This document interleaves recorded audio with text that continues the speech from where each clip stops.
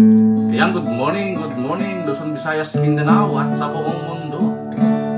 Nagpalang umaga po mga kapatid, Sabado ng umaga. Ayan, March 9. Purihin ng Diyos. O March 8, no? Good morning na po, Brother Josepino, Sister Adora, Sister Ani, good morning. Purihin po ang Diyos sa umagang ito, mga kapatid. Tunay na napakabuti ng Panginoon. Sa lahat ng oras ay mabuti. Hallelujah. Bago tayo po mag-umpisa, tayo po ay umawit sa ating Panginoon.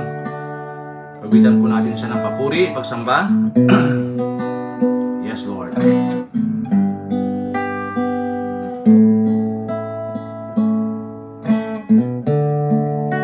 Into your hand I commit again with all I am for you, Lord.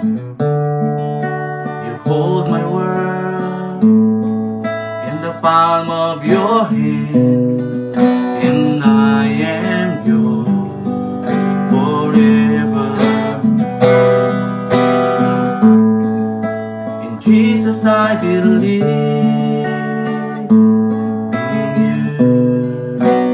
Jesus, I belong to you. You're the reason that I live, the reason that I sing with all I am. Yes, oh Lord, I walk with you wherever you go.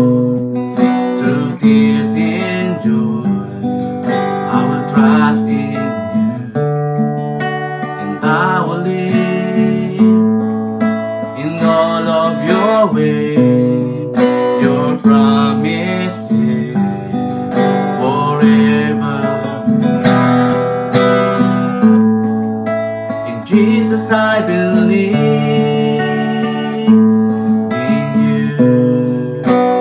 Jesus, I belong to you. You're the reason that I live, the reason that I see. Jesus, I believe.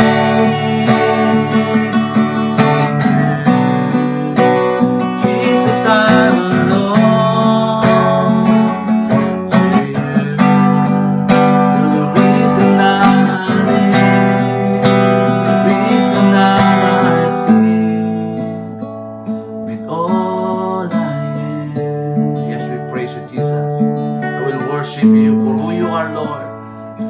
You've done, Jesus, God. You are worthy to be praised today, Lord.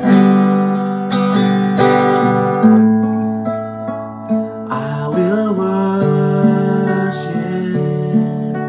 Yes, Jesus. I will worship you. We will worship.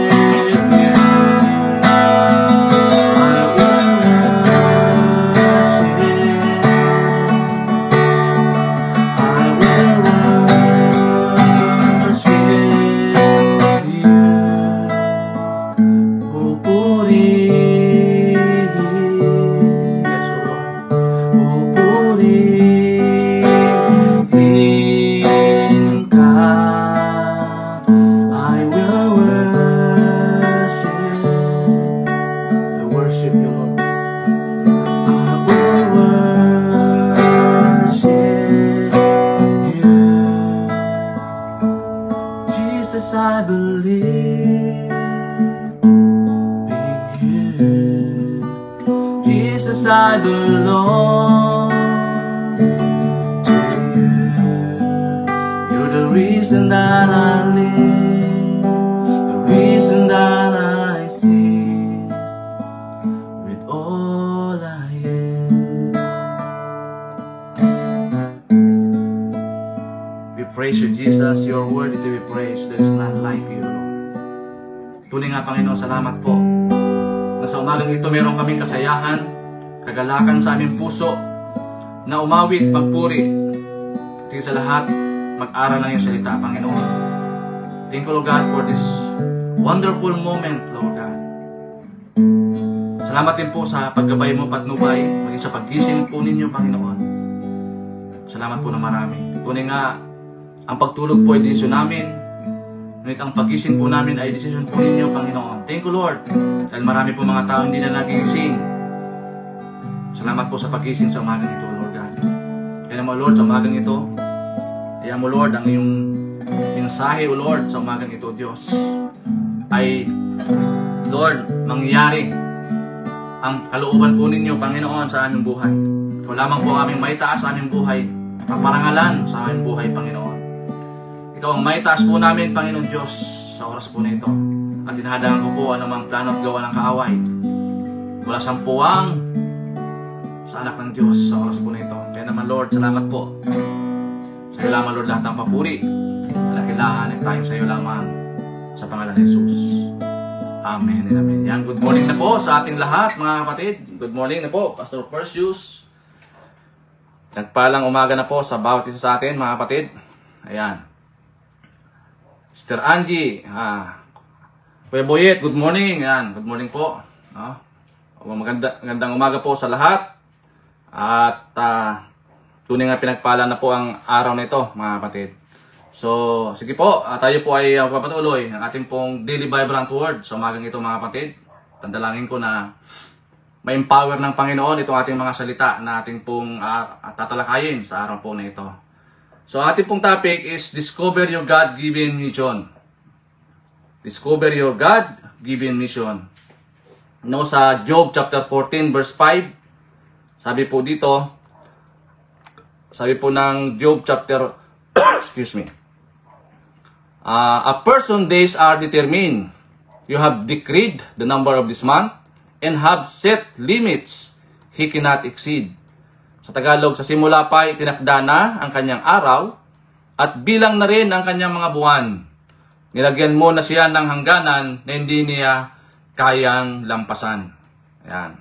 Kaya nga sabi po ni Solomon, no, sa Ecclesiastes chapter 7 verse 24, how can anyone discover the meaning of life?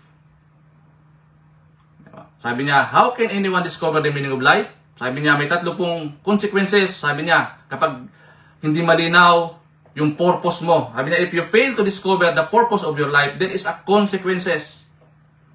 Sabi niya, without knowing your purpose, life will seem tiresome or meaningless. O kaya maraming mga tao, pariwara po, no? Di alam yung purpose, no, mga kapatid.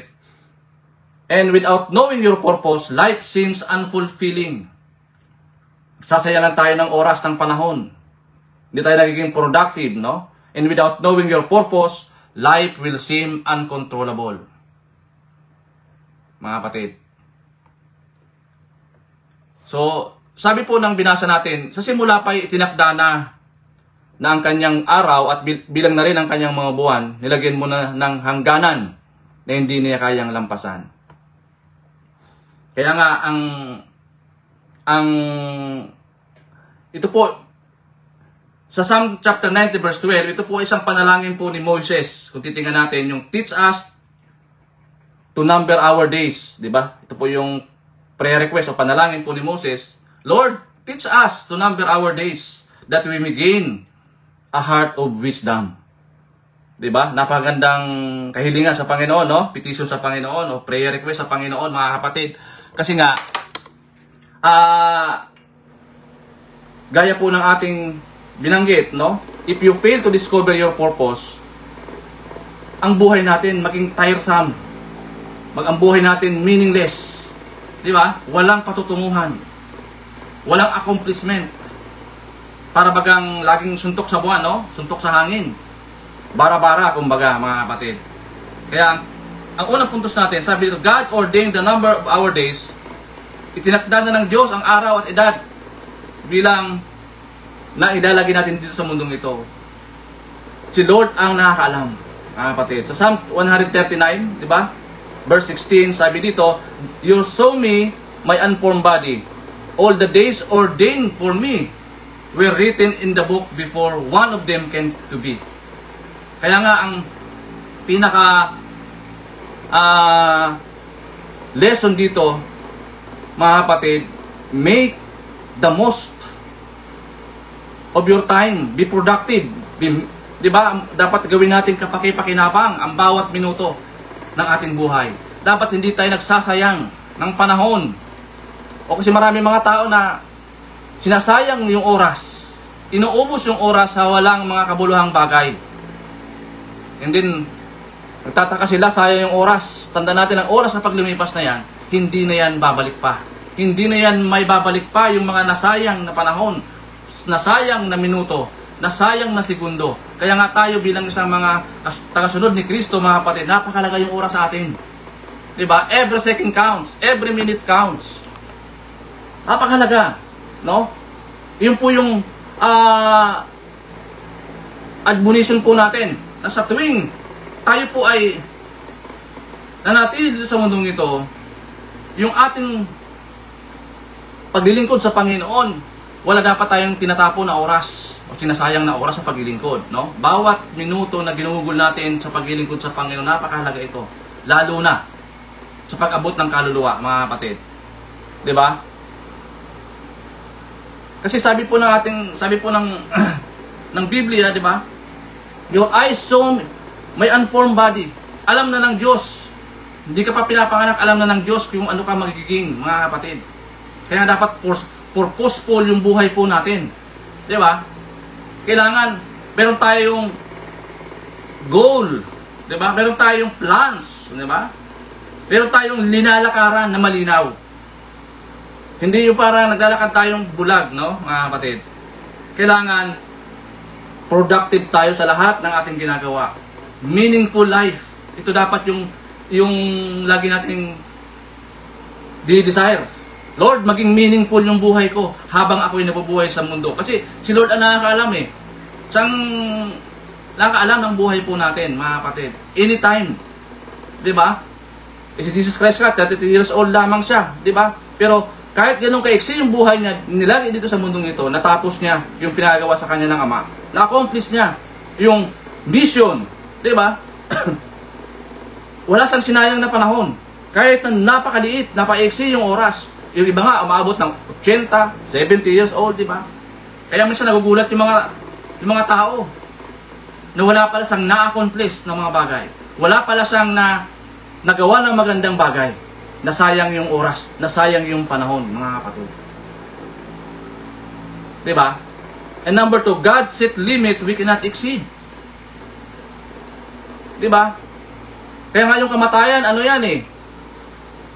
Walang makapagpigil sa kamatayan. Kapag itinakda ka ng Panginoon, na mamamatay ka, mamamatay ka. Oo. Kaya, kahit anong gawin ng tao, lahat po tayo ay mamamatay. Kaya lang, may timetable ang Panginoon, may time frame ang Panginoon. Kaya nga, ang bottom line dito, mga kapatid, no?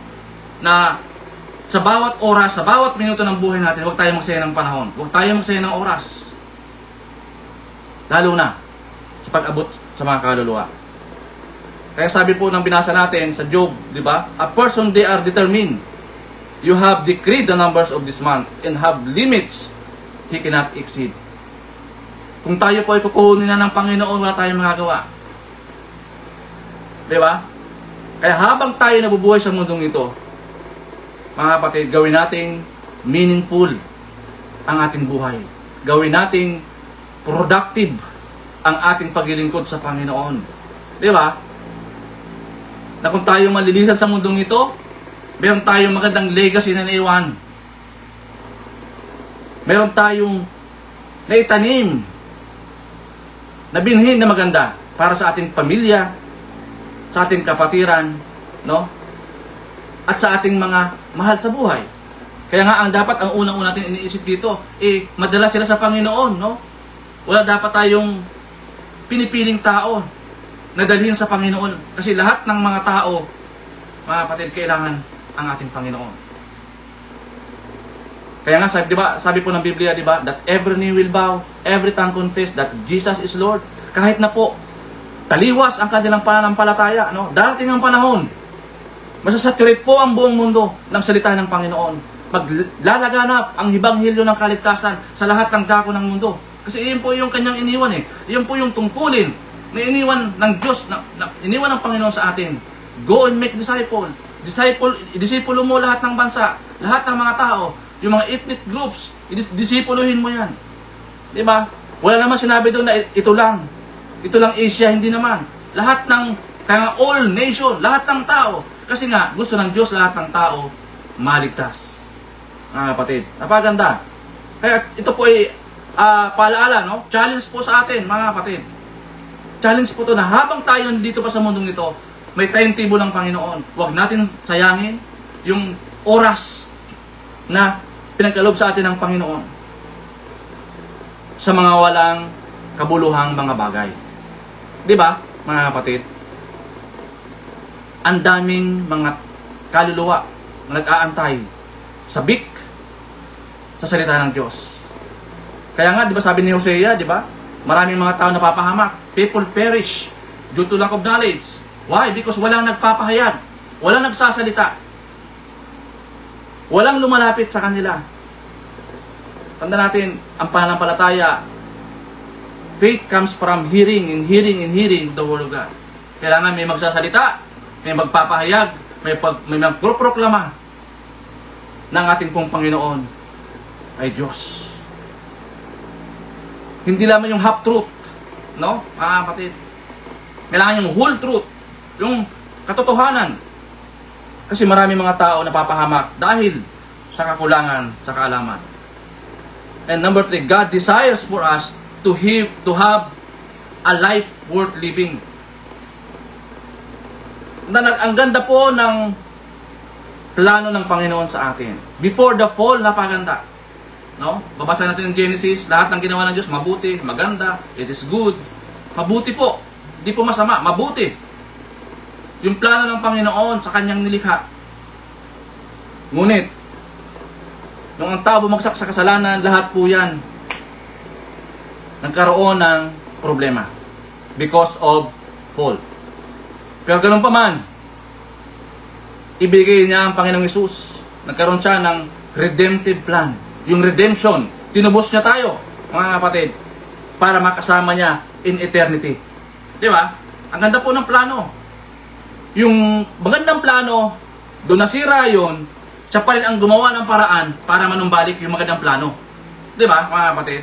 Very amazing, no? Exciting itong bagay na ito. Kasi hindi tayo pinabayaan ng Panginoon na mahulog habang buhay sa kasalanan.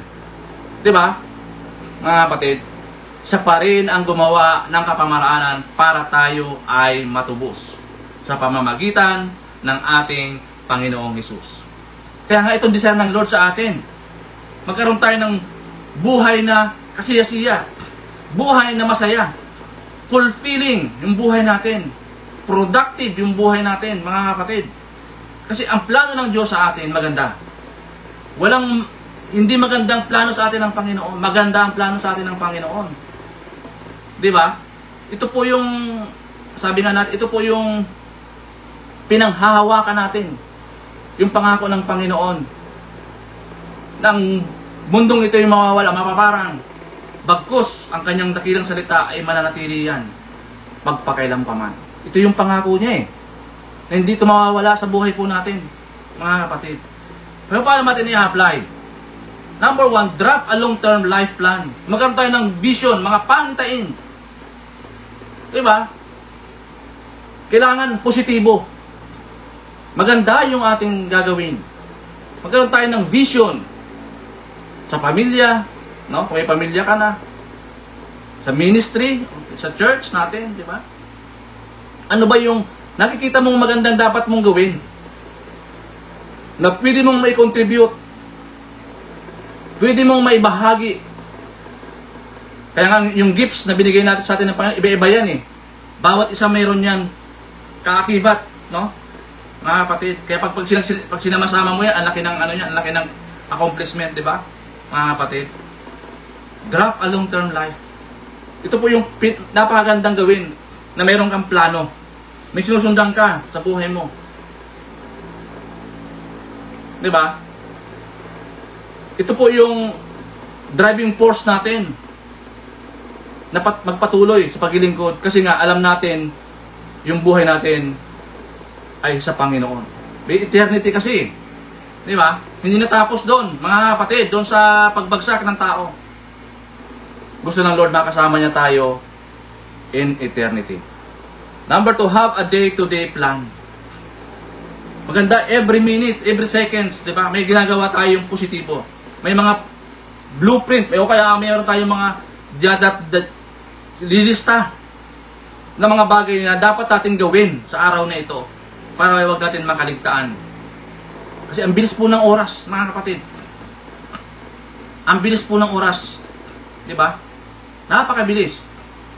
Kaya pag hindi mo inuna ang Panginoon sa buhay mo, pag sa naging huli, kawawa naman. Minsan na ganun tayo, minsan sobrang kabisihan natin, hindi natin naalaala, hindi pala ako nakapag-pray, hindi pala ako nakapag-meditate, hindi pala ako nakapag-basa ng Biblia. Dahil sa sobrang kabisihan po natin. Kaya maganda po itong ginagawa natin, sa umaga pa lang ito na ginagawa natin eh. 'Di ba? Bago pa man maging busy yung ating kaisipan, at least pinuno muna agad ng salita ng Diyos yung iyong puso para may panlaban tayo. 'Di ba? Kapag tayo po ay nasa labas na ng ating bahay. Number 3, commit to your God-given mission. Ito dapat yung unang dapat gawin natin, no? Na magdala ka ng kaluluwa sa panahan ni Kristo. Magdala ka ng kaluluwa sa Panginoong Hesus. Mag-evangelize ka, ibig sabihin nun. Mag-share ka. 'Di ba, mga kapatid? And live today as if it is your last day. Kaya kapag ito yung mindset mo, ito yung araw na ito, ang pinakahuling araw ko. Kapag ito lagi ang naiisip mo, magagawa mo yung pinaka-the best na paglilingkod. Diba? Kaya dapat ito yung ano natin, mga kapatid, na consider this day is my last day dito sa mundong ito. Para hindi tayo magsasayang ng oras. Lalo tayong mag-i-excite sa paggawa, sa paglilingkod sa ating pong Panginoon. Kasi ito na yung last day mo eh. Diba? Gusto mo, may ma-accomplish ka magandang bagay. Consider or live today as if it's your last day. Mga kapatid. Marami pong mga, alam mo, marami pong mga Kristiyano, no? Quote-unquote Christian, na kapag napalaban na sa, halimbawa, sa chismisan, sa kwentuhan, di ba? Hindi mo lang sumasagi sa kanila yung salita ng Panginoon, no? Napakasaya makipagkwentuhan, di ba? Tama. Pero dapat sa ating pong pagkikwentuhan, isama natin ang Panginoon sa pagkikwentuhan natin. Ano ba yung magandang balita? Kaya pag iyon pinag-uusapan lagi, tumatagal man yung oras, pero productive. Di ba? Yung ginagawa natin. Kasi Biblia eh. Kaya minsan, di ba, pag nagkukwentuhan tayo, Biblia pinag-uusapan, maganda to. Excited to. Di ba? Kasi may mga fresh revelation. O kaya nga, pag tayo po nagagawain, di ba? Pag tayo po nagpa-Bible study, di ba? Ang sarap ng pakiramdam, no? Bawat isa nag-cooperate eh. Kasi nga, Biblia or Word of God ang ating topic. Iyan dapat yung pinaka-excited na bagay na ginagawa natin. Yung mag-share ng salita ng Diyos. Diba, mga kapatid? Very fulfilling. Kasi iyan yung pinagawa sa atin ng Panginoon eh. Iyan yung gusto ng Diyos na gawin natin. Huwag tayong mag-atubili, magsayang ng oras.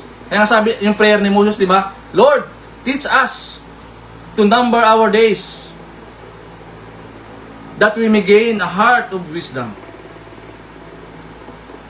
Sana ganoon din tayo, mga kapatid. Ito din dapat yung prayer natin. Na bawat minuto, bawat oras na iginugol natin dito sa mundong ito habang tayo nabubuhay pa. Gawin natin productive. Gawin natin positibo, no? Di ba mga kapatid? And number 5, invest time in wealth toward God. Di ba? Kaya, di ba doon sa Luke chapter 12, verse 20 to 21, sabi po doon, but God said to him, you fool, this very night your life will be demanded from you. Then, who will get what you have prepared for yourself? Kaya nga, mga kapatid, kamangmangan, di ba? Minsan kasi ang tao pag tinanong mo minsan lang ako mabuhay dito sa mundong ito, magpakasaya na ako, magpakalangu-langu na ako. Kasi minsan lang ang buhay. Nakakalungkot po mga kapatid, na mayroong mga ganong naririnig tayo. Sabi ng Biblia, ikaw ay hangal. Ngayong gabi din, kukunin ka ng Panginoon. Kaya minsan nakakalungkot Di ba? Ito yung mga bagay na nagsasayang ng oras. Napakahalaga, mga kapatid, na sa bawat minuto, bawat panahon, huwag tayo magsayang ng oras. Gaya po ng ating pong binasa. Kasi itinakda ng Panginoon, God determined our life. Diba? You have decreed the numbers of this month and have set limits He cannot exceed. May time frame ang Panginoon, may timetable ang Panginoon, may hangganan. Diba?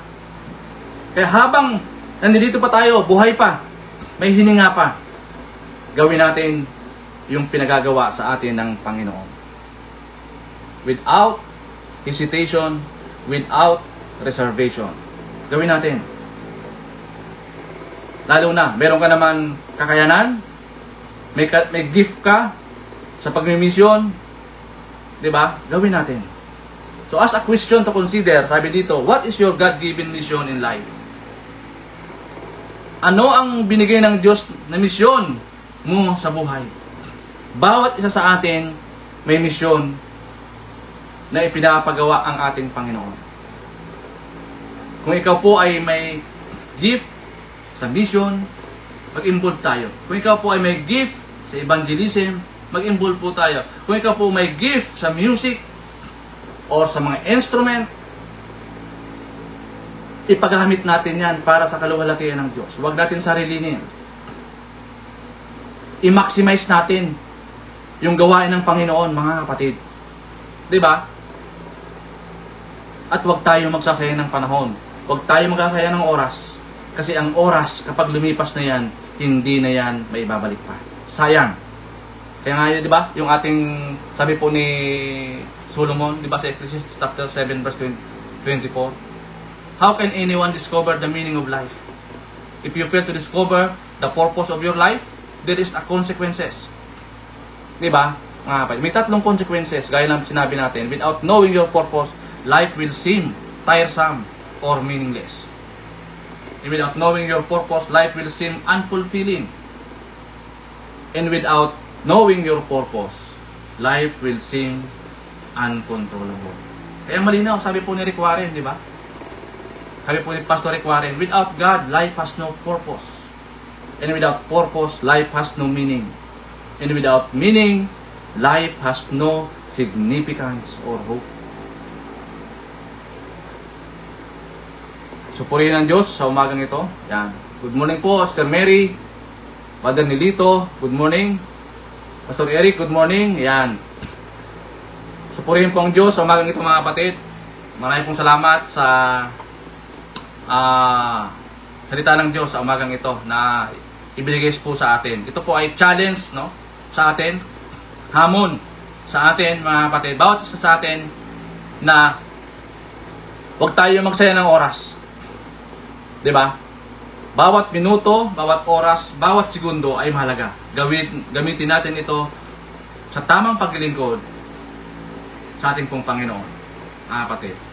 So yan, maraming pong salamat sa ating mga 17 viewers sa araw na ito, mga kapatid. Ang dalangin ko na marami pong makapanood ng ating pong mga replay, no? Live streaming po natin, no? Kaya ang kahilingan ko po sa atin, no? I-share po natin, no, mga kapatid. Ikalat po natin ito para sa ganitong kapamaraanan, marami pong makakapanood, marami pong makakakita. Diba? Na kahit saan sila, nandoon, kahit nasa malayong lugar, ay maaabot po sila ng ating live streaming, mga kapatid. So yun po, maraming pong salamat at ang dalahin ko po sa umagang ito, sa ating araw, sa ating pong buhay, ay patuloy tayong maging productive. Yan. At dalahin ko din po ngayong araw nito, ang sino man ngayong nagdidiwang ng kanilang mga kaarawan, no? Si Ate Jai, no? Anak ni po ni Kuya Buet, birthday po niya ngayon ata, no? So happy birthday po, anak, no? Maligayang kaarawan po sa iyo. At ganoon din po sa ating mga kapatid na nagdidiwang din ng mga anniversary, wedding anniversaries, yan. Ako po ay nakikigalak po sa inyong mga celebration. Maraming po salamat mga kapatid at patuloy tayo pagpalain ng Panginoon sa araw na ito at gawing mapagpala ang araw po ng Sabado at marami pa po tayong mabahaginan ng salita ng Diyos, diba? Sa ating paligid, no? Sa ating mga kakilala, sa ating mga trabaho, kung may trabaho ka, magliwanag nawa ang ating Panginoon sa buhay po natin. Magamit po yung buhay natin bilang isang ehemplo, asin at ilaw para sa mga tao. Para makatulong po tayo doon sa propagation ng gospel, mga kapatid. Napakahalaga po ito na marami pong mga tao, no? Ito po yung kinimisyon sa atin ng Panginoon, na marami po, dapat tulong-tulong tayo para ma-accomplish natin yung pinagawa sa atin ng Panginoon sa ating pong buhay habang po tayo nandito pa sa mundong ito. So maraming pong salamat mga kapatid. Purihin po ang bawat isa. Dakilain po ang ating Panginoon. Lord, salamat po sa umagang ito. Thank you, Lord God, for your word. Tunay nga, Panginoon, your word will not come back empty and void, Lord, but it will be accomplished, the very purpose. Bakit mo ito sa amin ipinahayag, Panginoon Diyos? Kaya naman, Lord, maraming salamat. Ang dalangin po namin sa umagang ito, Lord, sa maghapon. Samahan niyo po kami, Panginoon, maging produktibo ang aming mga buhay, Panginoon, Lord God. Patuloy kaming magliwanag, magningas, Lord God, ang aming buhay bilang isang magandang patotoo, Panginoon Diyos. Maraming mga kilala, maraming mababahagi na ng salita, O Diyos, at maraming mababago yung pananaw. Salamat po dahil ito po ang nais mo, Panginoon, sa amin, O Lord God. Bawat isa sa amin ay magdala ng kaluluwa sa panan ni Kristo sa pamamagitan ng paghahayag ng iyong mga nakilang salita. Purihin po kayo sa araw po nito. Salamat po, Panginoon, sa pribilehiyo na sa umagang ito, Lord God. Ikaw po ang may taas po namin. Ikaw po ang may mauna namin sa aming buhay. Sa umaga pa lamang, marami pong salamat. Thank you, Lord God, sa oras po nito. Pinupuri ka namin, pinasalamatan, at sa iyo lamang, Lord, lahat ng papuri, pagluwalhati, kadakilaan ay tayong sa iyo lamang sa pangalan ni Jesus. Amen and amen. Yan po, marami pong salamat mga kapatid. Thank you, Lord, and to God be all the glory. Bye-bye!